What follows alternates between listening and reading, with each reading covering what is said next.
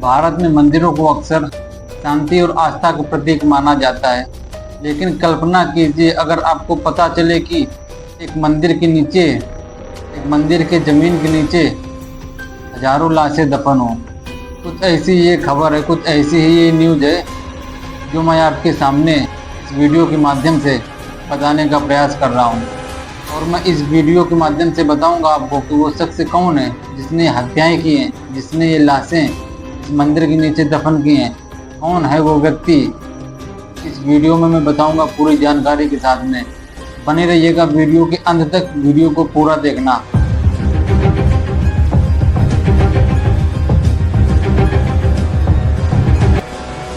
नमस्कार, मेरा नाम है अमन कुशवाहा और आप देख रहे हैं अमन इंडिया न्यूज़ चैनल।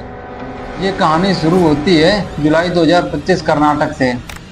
कर्नाटक राज्य में दक्षिण कन्नड़ जिले में एक कस्बा है जिसका नाम है धर्मस्थला। यहीं से शुरू होती है ये कहानी जिसने पूरे देश को झकझोर कर रख दिया है, जिसने पूरे देश को एक आश्चर्यचकित स्थिति में रख दिया है। बात है 4 जुलाई 2025 की। एक पूर्व सफाई कर्मी जो धर्मस्थला में पहले सफाई का काम किया करता था, उसने एक बड़ा खुलासा किया है। उसने ये दावा किया है कि उसने अपने हाथों से तकरीबन इस मंदिर के नीचे, धर्मस्थला के नीचे 400 शव दफनाए हैं, 400 लाशें दफन की हैं। और ये लाशें कोई आम लाशें नहीं हैं, ये तो कोई आम शव नहीं है। इनमें से ज़्यादातर महिलाएं हैं जो कि नाबालिग हैं, रेप से पीड़ित हैं और उनके ऊपर तेजाब डाला गया है, उनके चेहरे पर तेजाब से जलाया गया है। ये घटनाएं सारी उस शख्स ने बताई हैं जो पहले धर्मस्थला में सफाई का काम किया करता था। और सबसे बड़ी बात सामने ये निकल कर आ रही है कि उस व्यक्ति ने ये भी बताया कि ये काम उसने मंदिर के ट्रस्ट के लोगों और जो स्थानीय प्रभावशाली लोग हैं उनके दबाव में काम किया है। ये मामला स्थानीय पुलिस ने सफाई कर्मी को अपने हिरासत में ले लिया है। सफाई कर्मी का बयान पुलिस स्टेशन की लिखित शिकायत में दर्ज हो गया है। अब इससे ये साफ होता है कि यह कोई अफवाह नहीं है, बल्कि ये एक आधिकारिक रिकॉर्ड दर्ज हो चुका है और ये एक गवाही के तौर पर भी है। इस बयान के सामने आते ही पूरे कर्नाटक राज्य में हड़कंप मच गया। इसी बीच मीडिया ने भी सुर्खियां बनानी शुरू कर दी। धर्मस्थला मंदिर में जमीन के नीचे 400 लाशें दफन हैं। ये हेडिंगें मीडिया की लाइन में चलने लगी। सोशल मीडिया पर खबर वायरल होते ही लोग तरह तरह के सवाल पूछने लगे। किसी ने कहा क्या देश का सबसे बड़ा सामूहिक हत्याकांड है ये? किसी ने कहा क्या ये सिर्फ एक सुनियोजित तरीके से मंदिर पर हमला है या एक गढ़ी हुई कहानी है? अब समझते हैं इस पूरे मामले में कर्नाटक पुलिस की कार्रवाई क्या रही है। कर्नाटक पुलिस में उसी दिन यानी 4 जुलाई को ही 2025 को FIR दर्ज कर ली। इसके बाद में सरकार ने तुरंत एक टीम गठित की जिसका नाम था SIT, स्पेशल इन्वेस्टिगेशन टीम बनाई गई। इससे ये तो साफ होता है कि राज्य सरकार ने इस मामले को हल्के में नहीं लिया है। स्पेशल इन्वेस्टिगेशन टीम गठित करने के बाद तुरंत राज्य सरकार एक्शन में आई और सबसे पहले कार्रवाई शुरू हुई। आरोपी सफाई कर्मी को उन जगह ले जाया गया जहां उसने दावा किया था कि यहाँ उसने खुद लाशें दफनाई हैं। और SIT की खुदाई शुरू होते ही यानी स्पेशल इन्वेस्टिगेशन टीम SIT की पहली खुदाई में 15 हड्डियाँ मिली और दूसरी खुदाई में कुछ खोपड़ी मिली और तीसरी खुदाई में कुछ नहीं मिला। इन हड्डियों के मिलने के बाद में मामला रहस्यमय बन चुका था, क्योंकि यहाँ पर हड्डियाँ मिल रही हैं। अभी तक कोई स्पष्ट प्रूफ नहीं है कि ये हड्डियाँ किसकी हैं, जानवरों की हैं या इंसानों की हैं। अभी फॉरेंसिक जांच रिपोर्ट का इंतजार था। अब सवाल यह था क्या सचमुच में 400 लोगों की लाशें यहाँ दफन हैं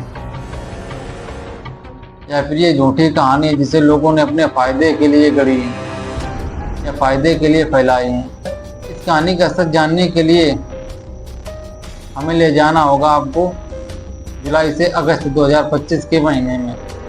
पूरी घटनाओं को टाइमलाइन के साथ जानेंगे, डेट, तारीख, कोर्ट ने क्या कहा, किसकी क्या कार्रवाई हुई, किसके का बयान आए, सारी टाइमलाइन के साथ में मैं आपको बताऊंगा। और यही बातें इस रहस्य की कहानी की परतें खोलती हैं। FIR दर्ज होने के बाद में इस केस को साधारण तरीके से नहीं लिया गया।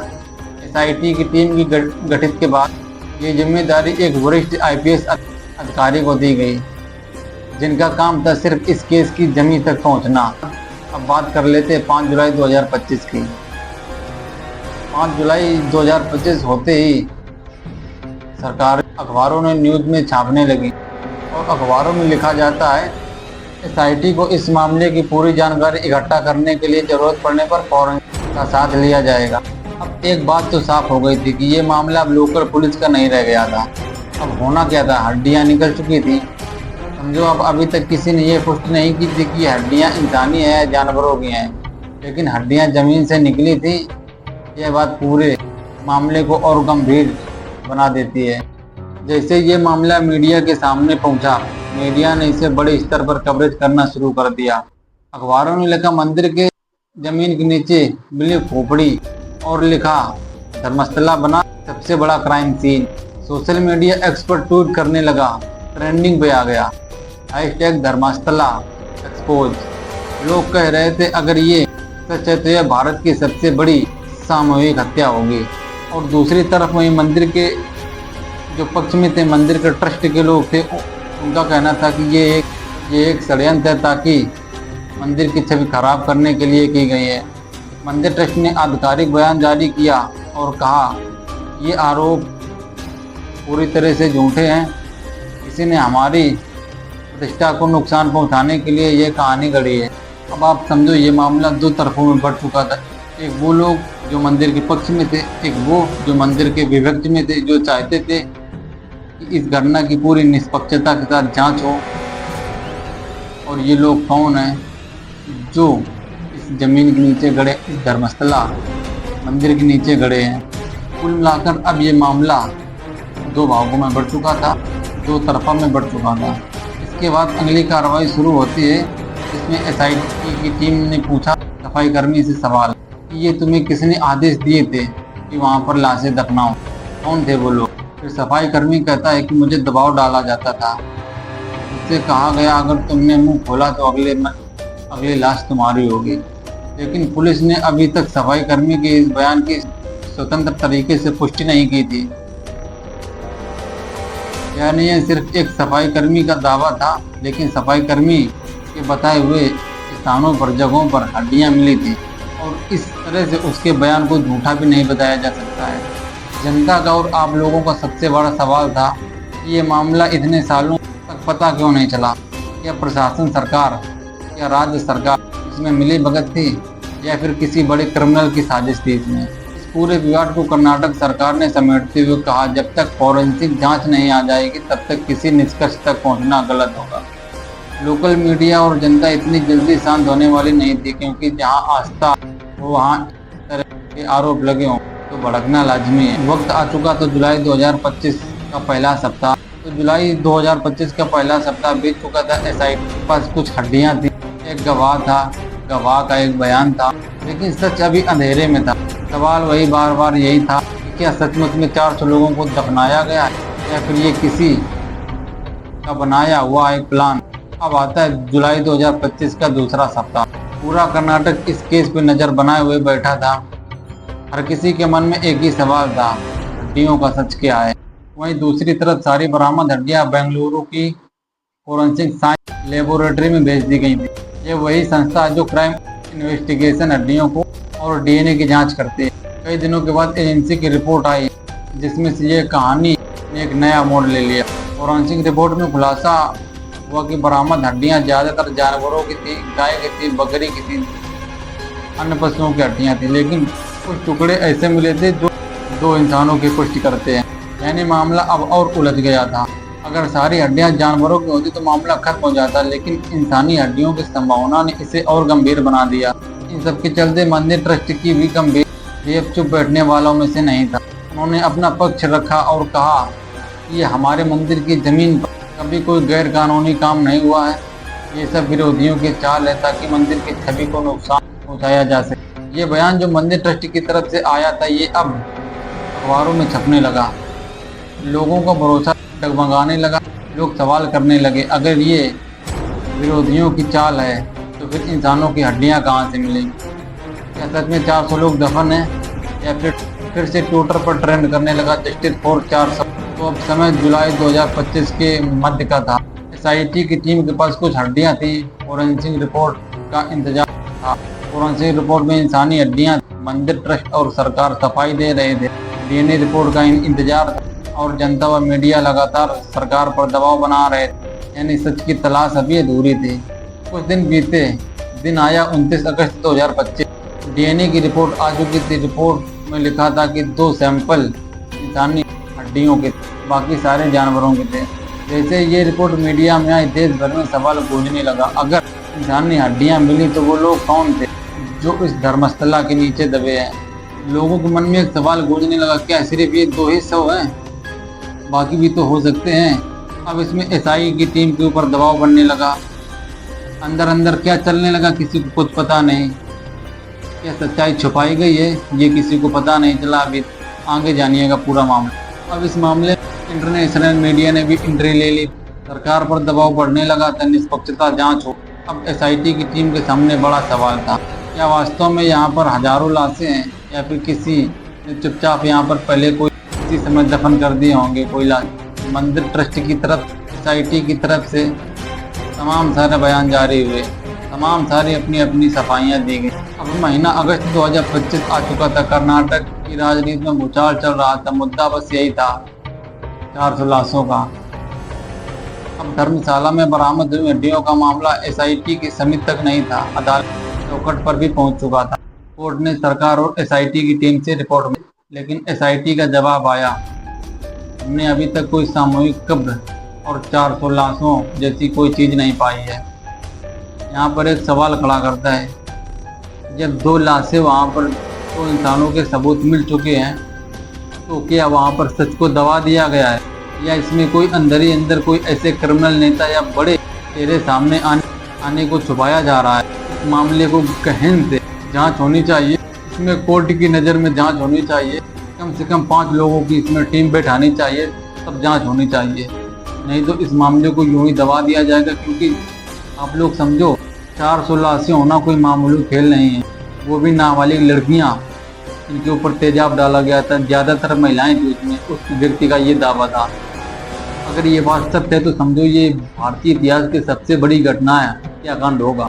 इस सच को छुपाया नहीं जा सकता। अगर छुपाया गया तो ये सरकार या कोर्ट की नाकामी होगी। इसमें छुपाने का प्रयास ज़्यादा किया जाएगा। क्यों? क्योंकि अगर छुपाया नहीं गया तो कई सरकारें मुंह में काले धब्बे जैसे दिखाई देंगे। ये मामला 1995-96 से 2014 के बीच में था। अब जाके खुलासा हुआ है, तो कहीं ना कहीं इसमें वो लोग भी इन्वॉल्व होंगे जिनके बड़े चेहरे होंगे, बड़े नेता होंगे, बड़े प्रभावशाली लोग होंगे, स्थानीय लोग होंगे। इसमें पुलिस का भी हाथ होगा। इसलिए इस मामले को ज़्यादा दबाने का प्रयास किया जाएगा। सत्य तो यही है। और मैं दावे के साथ कह सकता हूँ, इस मामले में अगर बड़े लोग इन्वॉल्व हुए तो इस मामले को लीपापोती करने का प्रयास किया जाएगा। लेकिन जो घटनाएं सत्य हैं वो मैं आप लोगों को जरूर पहुँचाऊँगा। अब आगे चलते हैं क्या हुआ है। एसआईटी ने जवाब दे दिया था कोर्ट को कि मेरे पास ऐसे कोई सबूत नहीं आए जिनमें 400 लाशों दावा किया गया। लेकिन जांच अभी अधूरी है। ये एसआईटी ने जवाब कोर्ट के सामने रख दिया। इन्हीं सबके बीच जनता का आक्रोश बढ़ने लगा। सड़कों पर लोग उतरने लगे, जगह जगह नारे लगने लगे, 400 का हिसाब दो, जस्टिस फॉर 400। धर्मस्थला और बेंगलुरु में दोनों जगह कई बड़े प्रदर्शन हुए। पुलिस ने लाठीचार्ज भी किया। युवा संगठन, स्टूडेंट्स ग्रुप इस आंदोलन का चेहरा बनने लगे। अब इस मुद्दे पर मीडिया का रोल देखो, जो कि भारतीय मीडिया है।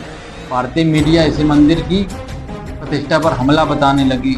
वहीं दूसरी तरफ जो स्वतंत्र पत्रकार यूट्यूब वाले हैं वो इस केस की जमीन तक पहुंचना चाहते थे। कुछ रिपोर्ट में यह दावा किया गया कि एसआईटी की टीम ने कुछ दबाया है, कुछ सबूत दबा दिए हैं, रिपोर्ट को गलत तरीके से पेश किया गया है।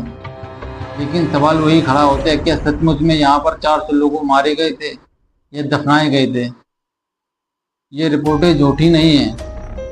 जिन्होंने ये दावा किया है कि एसआईटी की टीम ने कुछ छिपाया है, अगर छिपाया नहीं गया होता तो क्या सिर्फ 2 ही लाशें मिलती? और भी लाशें हो सकती थी वहाँ पर।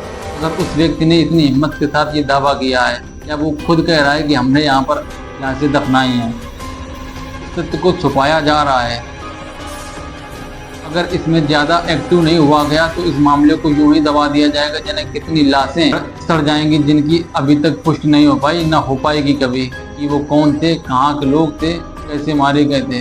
अब अगस्त 2025 चल रहा था, धर्मस्थला का ये रहस्य अधूरा ही रह गया। SIT जांच कर रही थी, अदालत की सुनवाई जारी रही थी और जनता अब भी अपना जवाब चाहती थी। सच क्या है आने वाला समय ही बताएगा, लेकिन एक बात तो तय है, यह मामला भारत के इतिहास की सबसे बड़ी अनसुलझी कहानियों में से एक बन चुका है। लेकिन क्या अब सच को दबा दिया जाएगा, ये देखना होगा आप लोगों को, क्योंकि सवाल वही 400 लोगों का है। मैं फिर कह रहा हूँ, ये इसलिए दबाने का प्रयास ज़्यादा किया जाएगा क्योंकि इसमें बड़े लोग के चेहरे सामने आने के चांस ज़्यादा रहेंगे, इसलिए चेहरे दबाने का प्रयास किया जाएगा, इसलिए इस केस को दबाने का प्रयास किया जाएगा। कमेंट में अपनी राय जरूर रखें, क्या इस केस की निष्पक्षता से जांच होनी चाहिए, और कमेंट में बताएं क्या इस केस को दबाने का प्रयास किया जाएगा। क्या जो लोग मारे गए हैं, ये 2 लोग जो मिले हैं, क्या उनकी DNA जांच होनी चाहिए कि वो लोग कौन थे, किन की फैमिली से बिलोंग करते। वीडियो अगर पसंद आया हो तो वीडियो को सब्सक्राइब करके अपने दोस्तों के साथ ज़रूर शेयर करना, साझा करना, उन्हें बताना ये एक न्यूज़ है, ये एक कहानी है। वीडियो देखने के लिए धन्यवाद।